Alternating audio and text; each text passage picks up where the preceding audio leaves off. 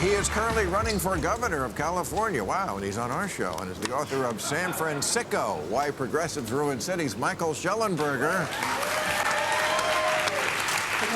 And here's a columnist for the New York Post and author of the best-selling book, The War on the West, How to Prevail in the Age of Unreason, Douglas Murray. How you doing? Okay, guys, let me start with an impossible question to ask you. We were off last week when... What? You're afraid already? Yeah. Well, it's impossible, so you can't fuck it up. I already said it's impossible. No pressure. Well, the question is this. I mean, after that horror unfolded, there was first the outrage about availability of weaponry in America, and then there was a second outrage about the fact that the cops stood outside and didn't do anything. And this is becoming a pattern in America. Parkland, there was a cop there, or a security guard, didn't do his job. The Mandalay Bay, the guy went up to the wrong floor and stayed there. What do you do about people who are paid to act and just don't? How do you solve that problem? Because, I mean, they could take away a lot of different kinds of guns. I mean, this kid was in the room for 40 minutes before anybody came in. It wouldn't have mattered what kind of gun he had. Any kind of gun could do any amount of damage in that time. What do you do about law enforcement who don't do their job? Here's the impossible question.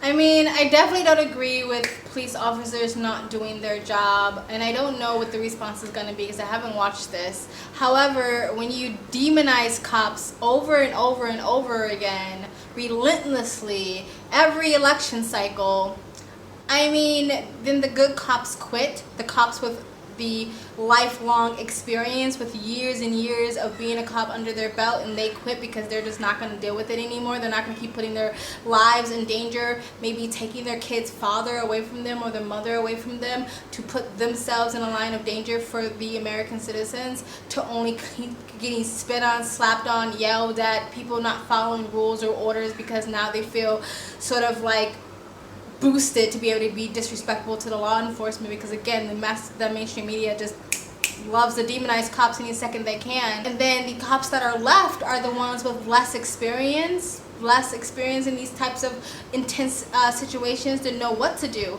Cops are people too, so if you throw an inexperienced young cop out there that don't know what to do because they've never faced something like that before, they're probably going to run and cower. Like, I'm not saying that's okay, and I'm not saying that was the situation in these shootings. However, it's like, what do you think is going to happen when you have an entire country saying fuck the police? Anyway, let's continue.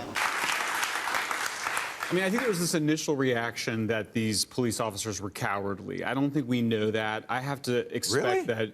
I have to expect that many of those police officers are having a hard time sleeping at night after what's occurred. Oh, I feel bad for them. Well, I mean, I think they should have a hard time sleeping. Yeah, although what the fuck? My concern is that I think when our institutions fail us, we are so quick to want to shut down the institutions, want to demonize the people in those institutions. Yes, they got training. The training didn't work. The answer to it is going to be more training. It's going to be to get better at it. We focus on when things go wrong, but things mostly don't go wrong. Well, we need to learn from these mistakes. It's not institutions, it's people. This is not institutions who didn't run into the building. It's people. Yeah. People didn't do it. Yeah. That's not an institution. And by the way, this is part of the problem with police training. Their training is all about how to preserve their life. Now, of course, we want them to be as safe as they can, but it is a job that entails danger. Somewhere they got it into their head, the cops, that it's better that I just preserve my health, but you're there to protect and serve us. That's the deal. You get to, walk tall all the time. Everybody kisses your ass. I don't know if that's true, what Bill Maher is saying, that the training is completely and utterly 100% focused in on preserving the cop's life, or is some training including preserving the cop's life. But the guy is right. If you want better training, you can't shut down an institution. You have to just give better training, which requires more funding.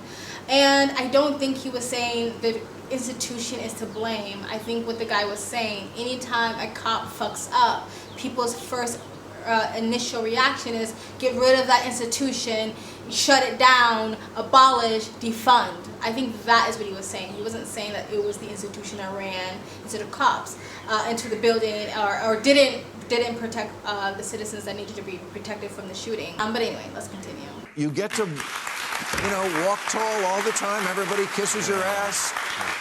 Everybody has to comply with you. And then once in a while, you just have to ball up and do the job. That's dangerous. Okay, so this is where Bill Maher loses me. He's doing the exact same thing that I just said. He's demonizing the cops, making it seem like, oh, there's these lazy, egotistical men who want people to fall on their knees and comply with them and worship them, and they don't even want to do their job. When it's time to do their job, they cower. That is not all cops. And again, if you keep this rhetoric up, then the good cops quit. Because if I was a cop and I spent 20, 30 years of my life putting my life on line, and this is the kind of rhetoric that's going to keep going on, I would fucking quit. You know how hard it is now to hire people to want to be cops? And so now you're just scraping at the bottom of the fucking barrel.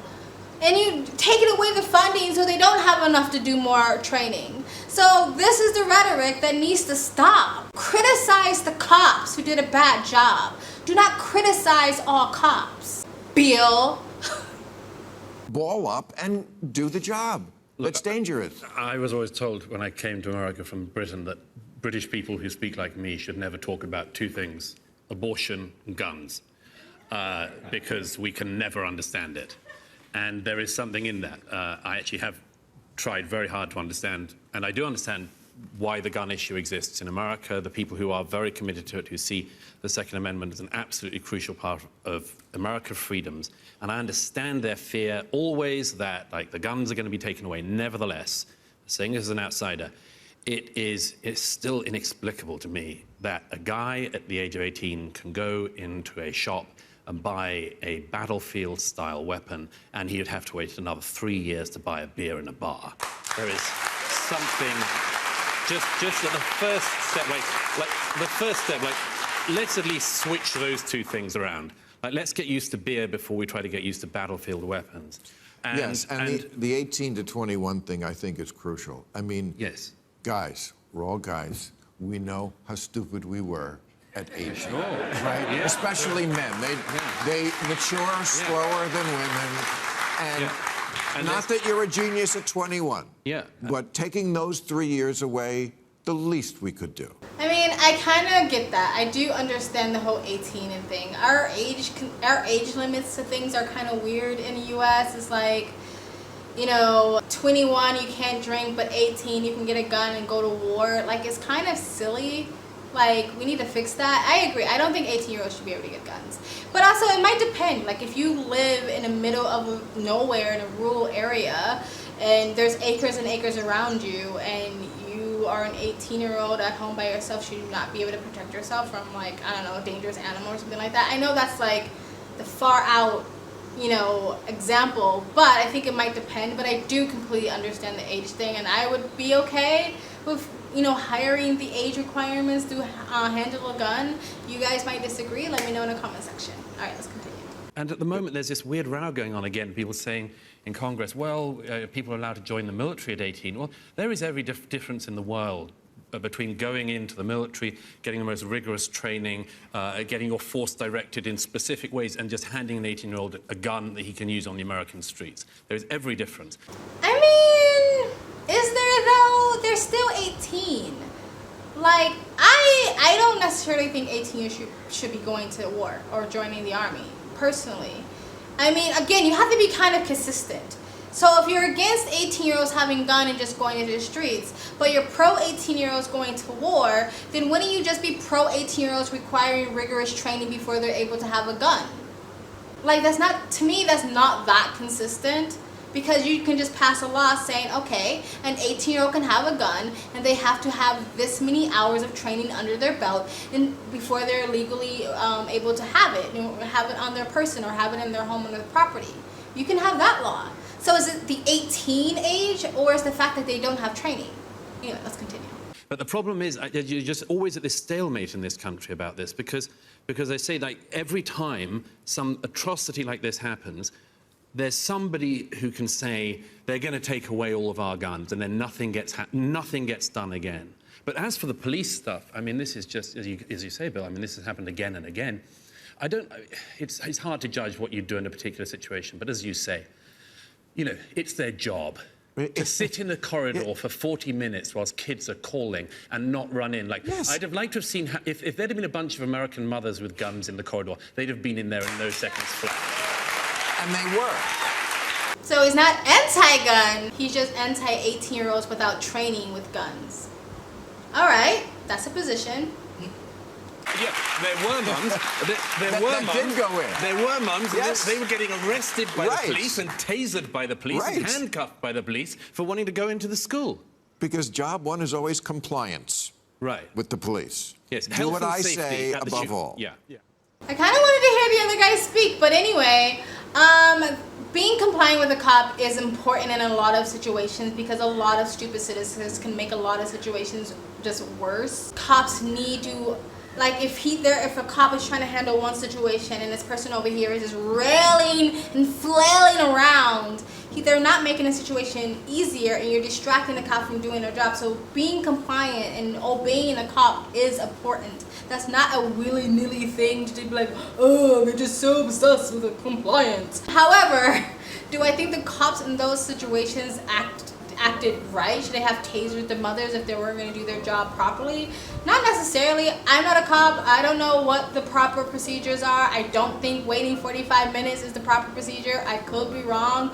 I've heard other cops like Brennan Tatum or ex-cops say that what the news is reporting is not necessarily correct about the cops. I don't know, but if they didn't do their job right, if they were cowards and they let a lot of people lose their lives, then they deserve to have their badges removed and never work in law enforcement ever again. But the solution is not to demonize and belittle all law enforcement. That is never the solution.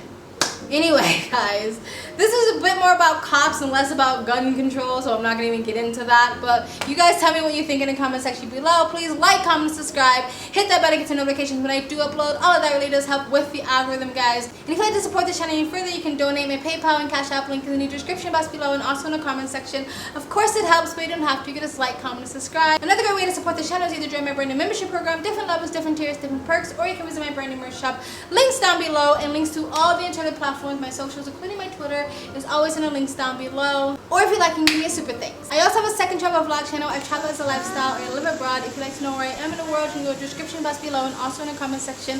Hit the link, go subscribe to my travel vlog channel and or follow me on my travel Instagram. My stories is usually what's most up to date. And you guys have an amazing day. Bye!